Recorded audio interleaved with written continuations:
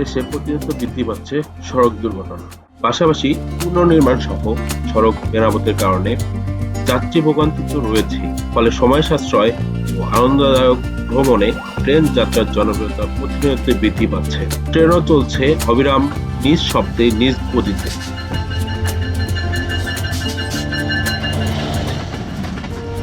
ভেবে দেখেছেন কি বিরামহীন ভাবে এই আনন্দদায়ক যানটির মেরামত কোথায় হয়?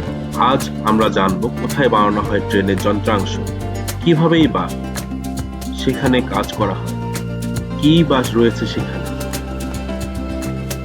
রতবর রেলওয়ে কারখানা বাংলাদেশের সবচেয়ে বড় রেলওয়ে কারখানা।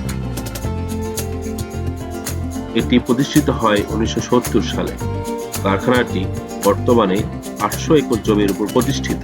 কারখানাটিতে রয়েছে 25টি শপ, সেখানে চলে মেরামতের কাজ।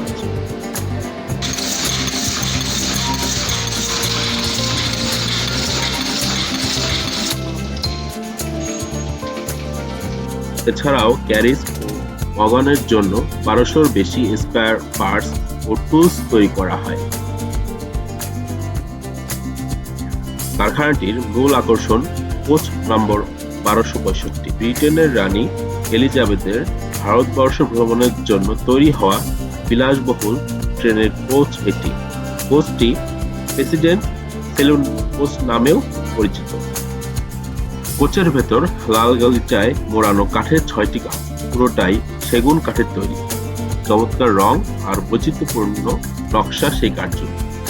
এই কোচের প্রতিটি কক্ষেই আছে কাঠের তৈরি কারুকার্য খচিত খাট, কাপড় রাখা আলমারি, নান্দনিক ডিজাইনের লাইটিং, ফ্যান, এসি ও দামি ফার্নিচার। কারখানাটিতে রয়েছে রেলওয়ে কারখানার জাদুঘর। 2020 সালের 25 আগস্ট জাদুঘরটি উদ্বোধন করা হয়।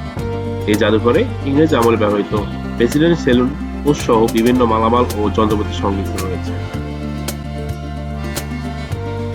প্রিয় দর্শক, আজ এ পর্যন্তই। পরবর্তী ভিডিও পেতে আমাদের পেজটি সাবস্ক্রাইব করুন।